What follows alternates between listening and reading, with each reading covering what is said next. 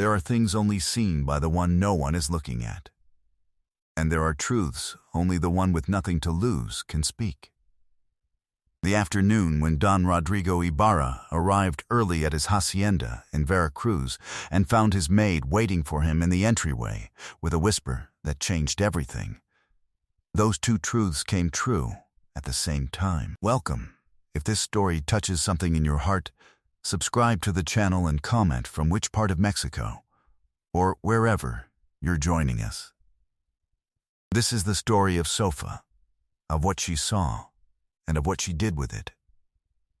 Sofa Reyes arrived at 27 years old with three things in the world: a 5-month belly, the sack with her clothes, and the rosary of black beads that had belonged to Martin, her husband who had died 3 weeks earlier. Martin Garza worked a plot on the edge of the municipality of Orizaba in Veracruz. It was a marriage of little money and much peace, the smell of coffee in the mornings, the sound of the cornfield in the wind, Martin's hands that came in to eat smelling of earth and fire. Sofa was 2 months pregnant when Martin died crushed by a yoke of oxen in the field. In an accident no one saw coming and no one could have prevented. But that left her alone all the same. Martin's family gave her a week of mourning. On the 5th day, the mother-in-law arrived, Doa Catalina Garza, with her 2 eldest sons, and a decision already made beforehand. She waited until all the relatives were gathered in the living room. She crossed her arms over her chest and said what she had come to say: "This ranch belongs to my sons. You're not blood from here." No one said anything. Doa Catalina lowered her voice another degree and added, "And that one you're carrying in your belly has nothing to claim here either." The neighbor Doa Hortensia was sitting in the corridor outside keeping watch from before they arrived. She heard every word. She said nothing because it wasn't her place to say it. But she never forgot it. Sofa did not respond. She took the sack they already had prepared for her, with her clothes folded neatly inside, took down the rosary of black beads that Martin had left hanging on the nail of the headboard, and put it around her neck, and left without looking back. She had nowhere to go. Her mother had died years before. She had no siblings. She walked 3 hours with the sack in the belly under the Veracruz sun until she reached the town, where Father Celso of the Sacred Heart received her that night with a plate of beans, a clean mat, and no difficult questions. The next day he told her he had heard that the Los Naranjos hacienda on the outskirts of the municipality was looking for domestic help, that Don Rodrigo Ibarra was a known man, hardworking and respectable, that if Sofa wanted, he would give her a written recommendation in his own hand. Sofa said yes. She left that same afternoon. The Los Naranjos hacienda smelled of orange trees and damp earth when Sofa arrived at dusk with the sack on her shoulder and Father Celso's letter in her hand. It was a large, worked hacienda, the corridor clean, the adobe walls painted with whitewash. The orange trees of the orchard lined up in rows that gave shade from the wall to the cane field at the back. It was neither a sad hacienda nor a neglected one. It was a hacienda with a pulse, with that smell of earth that has been worked for generations and that knows someone takes care of it. Don Rodrigo Ibarra received her on the corridor. 45 years old, a calm presence, the hands of a man who knows the field. He read Father Celso's letter without hurry, from beginning to end. Then he folded it carefully and put it on the table. He looked at Sofa. He looked at the belly. He looked her in the eyes again, with that direct gaze of one who evaluates without judging. "Can you start tomorrow?" he said. "I can start now," she said. He looked at her a moment longer. Tomorrow. Rest tonight. What Sofa didn't know then was that this hacienda held a betrayal that was about to be carried out, and that she would be the only one who could stop it in time. Ernesto Fuentes, the foreman of the fields, was 30 years old and had the face of a man who carried something heavy and still hasn't quite finished setting it down. Without anyone asking him, he carried Sofa's sack to the back room and left it at the door carefully, like one who sets down something that matters. He said no more. But before leaving, he stopped a moment in the threshold and said in a low voice, "If you need anything tonight, knock on the kitchen door. Doa Conde is always up late." Doa Conde, the cook, received her in the kitchen with café de olla and fresh tortillas, and no uncomfortable questions. She was old, slow of step, but quick of hands, with that way of moving in a kitchen that people have, who were born knowing where everything was. She put the coffee in front of her with both hands. She checked her ankles with the gesture of a cook who also knows about pregnancies. She told her to sleep with her feet up, and that tomorrow they would talk about the work, because tonight was not a night for talking about work. That night, alone in her room, Sofa took the rosary of black beads off her neck and hung it on the nail in the wall. She looked at it a moment, that wooden rosary that Martin had carried in his trouser pocket every day of his adult life. Then she put her hand on her belly. "God willing, this turns out well," she said in a very low voice, more to Martin than to herself. Outside, the cane field of the Los Naranjos hacienda moved its leaves with the night dew of Veracruz, and from the orchard came the sweet smell of the orange trees that didn't rest even though it was late. 4 months passed. Sofa learned the rhythm of the hacienda with the same patience with which one learns the true things, observing, making few mistakes, adjusting. At dawn she swept the corridor before the sun. Then the coffee with Doa Conde, the tortillas on the griddle, the water in the clay jars of the dining room. At midday she rested half an hour with her feet up, which was what Doa Conde ordered with no negotiation possible. Half an hour minimum, with those feet up, and don't argue with me. In the afternoons she knitted the colored wool blanket she was making for the baby, seated on the corridor with her back against the wall, and the light of the Veracruz dusk falling on her like something warm and constant. That was Sofa's corridor, the one she swept, the one she knew inch by inch, the one she knew which crack in the adobe creaked with the north wind and which planter had to be watered twice in summer. She knew the hacienda with that quiet intimacy that people have who take care of places without anyone seeing them do it. The hacienda had its times. Don Rodrigo went out early to the fields with Ernesto, returned at midday, ate in the dining room with the plate Doa Conde put in front of him, and the silence he himself brought, and went up to the study on the second floor to review his papers in the afternoons. Sometimes he came down to the corridor at nightfall to drink coffee with Ernesto and talk about the fields with that economy of words that men have, who understand each other without needing many. Don Rodrigo had never said anything unnecessary since Sofa arrived, but he had never said anything cruel either, and that, she already knew, was worth more than it seemed. Doa Conde told Sofa that Don Rodrigo had lost his wife 3 years earlier, of a fever that didn't break.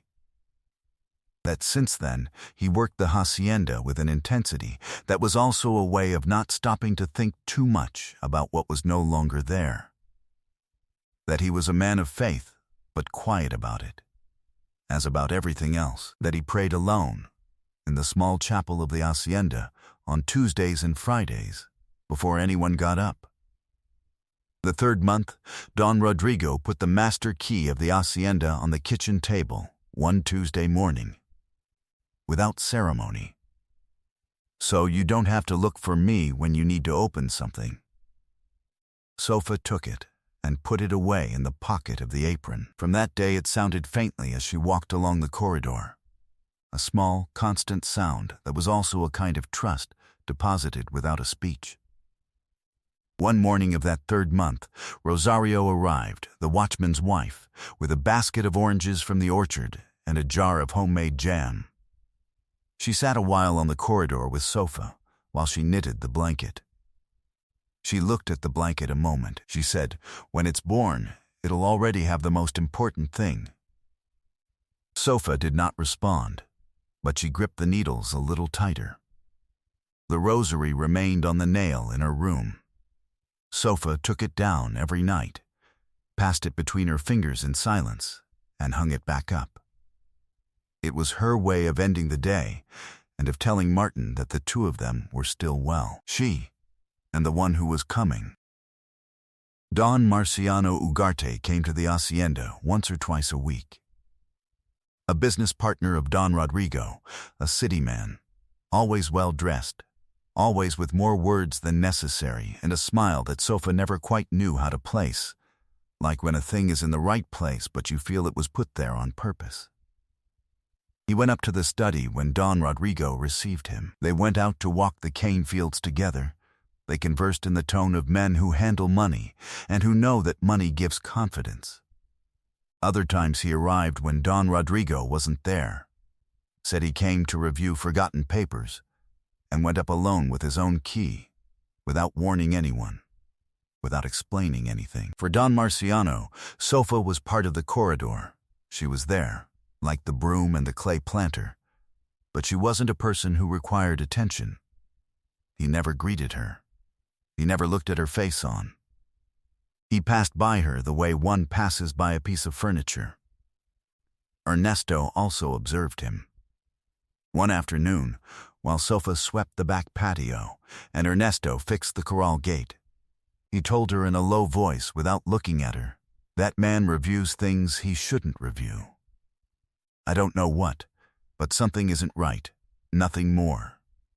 He went on with the gate. Sofa asked no more, but she kept those words along with everything she herself had been noticing, the way Don Marciano closed the study door from the inside, how long he took when Don Rodrigo wasn't there, the papers he sometimes brought under his arm when coming down the stairs, and that he sometimes didn't bring. Small things. Things no one saw because no one looked at Sofa, and Sofa looked at everything. The day everything happened, Don Rodrigo had gone out first thing toward the municipality for a business meeting that would last all day. Sofa was cleaning the second-floor hallway. She heard footsteps on the stairs. It was Don Marciano, with a folder under his arm, coming up with the familiarity of one who arrives at his own house. Sofa kept cleaning. He went into the study without looking at her. He closed the door. And then, Sofa saw something that made her drop the broom. The door had not closed completely. Through the gap, Sofa saw Don Marciano seated at Don Rodrigo's desk with two papers in front of him. One she recognized immediately. It was the title of ownership of the Los Naranjos Hacienda, with the official letterhead of the State Property Registry, which she had seen on the desk when she cleaned, and whose form and seal she had stored in her memory without meaning to. The other was a new, clean sheet, the same size as the title. Don Marciano was filling it out carefully, bent over the desk, dipping the pen slowly in Don Rodrigo's inkwell, with the absolute concentration of one who is copying something in which he can't make a mistake, not in a single letter or a single stroke. Sofa pressed herself against the hallway wall. She waited for her own heart to slow down. Then she moved away from the hallway without breathing hard, pressed against the wall, step by step, until she reached the stairs. She went down with her eyes on her own feet and her hand on the banister, without making the slightest noise. She reached the kitchen. "What happened to you?" said Doa Conde, who looked at her and knew something had happened before Sofa said a word. "Is Ernesto in the corral?" said Sofa. She crossed the patio without running, because she had understood all at once that running or getting agitated was the only thing that could ruin everything. She walked at a normal pace. She reached Ernesto and spoke to him in a very low voice, looking at him face on. Don Marciano is upstairs in the study with the title of ownership. He's copying it onto another sheet. With the same ink. I saw it through the door. Ernesto didn't ask if she was sure. He looked at her a second, then looked toward the second floor, then looked at her again. Sure of what you saw exactly? The original title on the left. The new copy on the right. Him writing without stopping. Ernesto nodded very slowly. He said in a low voice, I knew something like this was going to happen. He spent months reviewing registries when Don Rodrigo isn't here. And on 3 occasions I saw him leave with papers from the study that I know weren't his. He wiped his hands on his trousers. We need Don Rodrigo. But he's at the municipality until the afternoon. And by then, that paper could be finished. The two looked at each other without saying anything for a moment, calculating. It was then that they heard the entrance gate creak, that wrought iron gate with the particular creak the whole hacienda knew. Then firm footsteps on the cobblestones of the patio, the voice of Rosario, the watchman's wife, greeting from the orchard. Don Rodrigo had canceled the meeting. He was arriving ahead of time. Sofa didn't think twice. She crossed the patio and reached the entryway before Don Rodrigo set foot on the corridor. She put her hand on his arm gently, firm but without squeezing, like one who stops someone so as not to frighten them, and without losing a second. He looked at her, surprised. Sofa drew close to him and spoke into his ear, slowly and clearly. Trust me, Don Rodrigo. Be careful upstairs. He didn't move. His eyes sought hers with the gaze that doesn't ask, but evaluates. Sofa reached into the pocket of the apron and took out the rosary of black beads, the same one that had belonged to Martin, the same one that hung on the nail of her room every night, and that she had taken that morning without knowing exactly why. She held it in her open hand between the two of them. I swear it to you by this, she said. Don Rodrigo looked at the rosary. He looked at Sofa's eyes. There was a second that weighed more than many minutes, a second in which he reviewed 4 months of quiet coexistence, the corridor always swept before he came down, the kitchen that always smelled of fire and life, the master key that had never been a problem, the silence that had never been disloyalty. 4 months of a person being exactly what she said she was. Tell me what you saw, he said, in a very low voice. Sofa told him everything, slowly and with precision. The hallway, the half-open door, the 2 papers on the desk, the pen, the ink, Don Marciano's concentration. He listened without interrupting. When she finished, he called Ernesto with a gesture. Ernesto confirmed the inconsistencies in the accounts registries that he had noticed without being able to specify, the 3 departures with papers that weren't Don Marciano's. Don Rodrigo heard that too.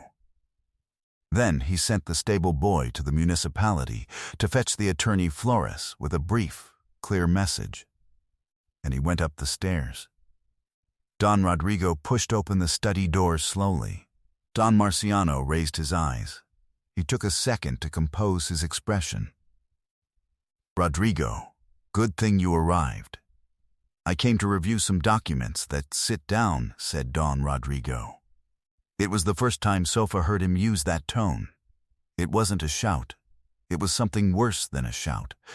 The voice of a man who already knows and who doesn't need confirmation. Only clarity. Don Marciano tried to fold the paper. Don Rodrigo put his hand on top of it. With the other, he opened the side drawer of the desk and took out the original title of ownership. He put it next to Don Marciano's paper. The 2 documents were left face to face on the desk, the legitimate one and the one being rewritten, with the same handwriting, with the same ink, but with a different name where the owners should go. Don Marciano looked at the 2 papers. He looked at Don Rodrigo. He looked at Ernesto standing in the threshold. "That's not what it looks like," he said. "Then explain to me what it is," said Don Rodrigo. Don Marciano leaned back in the chair with the movement of one buying time. And he said, with that calm that was now only the shell of something collapsing, "You never managed this well, Rodrigo. I'd spent years carrying what you didn't want to see. I was only putting in order what was already inevitable." No one responded. The attorney Flores arrived half an hour later when the sun was sinking over the cane field. A small, meticulous man, the kind who always carry a magnifying glass in the jacket. He examined the 2 documents, the signatures, the seals, the registries Ernesto brought down from the archive. He looked at Don Marciano over his glasses and said without raising his voice, "This document is an incomplete forgery. The registry initials don't correspond to the year it indicates. And the transfer clause uses a formula that stopped being valid 15 years ago." Ernesto spoke then, standing, with the calm voice of one who has waited a long time to be able to say something out loud. He declared, with date and detail, the 3 occasions on which he saw Don Marciano leave with papers from the study that he hadn't brought himself. Don Marciano said nothing more. He left along the corridor with the folder under his arm, without documents of the hacienda inside it. The patio boy saw him cross the entryway. Doa Conde saw him from the kitchen window. The woman from the orchard saw him move off down the road of the orange trees. By the next day, in the town of San Agustin enough was already known. Sofa was on the corridor when Don Rodrigo came down the stairs. He stopped in front of her. "Thank you," he said. "I didn't do it for gratitude, Don Rodrigo," said Sofa. "I did it because you earned this hacienda honestly, and that's worth defending." Don Rodrigo looked at the rosary she still had in her hand. "Was it your husband's?" "Yes," said Sofa. "He was a fortunate man," he said. And he went into the house. Weeks later, the baby was born in Sofa's room, with the Veracruz dawn coming in through the open window.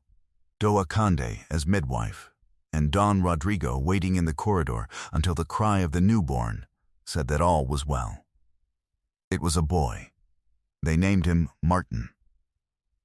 The baptism was a Sunday in March in the hacienda's chapel, small and white, with the orange trees of the orchard shading the atrium and the smell of café de olla and sweet bread reaching from the kitchen to the road.